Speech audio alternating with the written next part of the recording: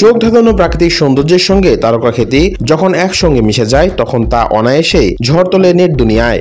এবার ঈদের ছুটিতে ঠিক তেমন চিত্রই দেখা গেল ঢাকাই চলচ্চিত্রের জনপ্রিয় অভিনেত্রী বিথা সিনহা মিমের ভ্রমণে।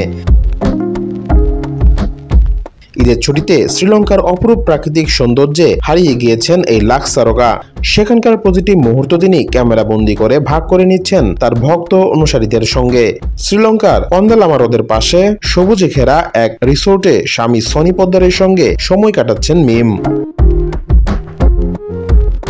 সোশ্যাল মিডিয়ায় প্রকাশিত ছবিতে দেখা যাচ্ছে রিসোর্টের সুইমিং পুলে সাঁতার কাটছেন তিনি, আর এক পাশে পাহাড়, অন্য পাশে হ্রদ। প্রকৃতির মাঝেই যেন নিজেকে বিলীন করে দিয়েছেন এই জনপ্রিয় নায়িকা। প্রকাশিত ছবির সঙ্গে দেওয়া ক্যাপশনে মিম লিখেছেন, যখন প্রকৃতি তোমার হাতের তালুতে পুরোপুরি এসে যায়, যা ছবির সঙ্গে যেন অদ্ভুতভাবে মিশে গেছে। উল্লেখ্য, ভ্রমণের প্রতি মিমের দুর্বলতা নতুন কিছু নয়। আগের ঈদেও থাইল্যান্ড ভ্রমণের ছবি ভাইরাল হয় সামাজিক যোগাযোগ মাধ্যমে। এবার তার গন্তব্য শ্রীলঙ্কা আর সঙ্গী স্বামী, যার ফলে ভক্তদের আগ্রহ যেন দ্বিগুণ।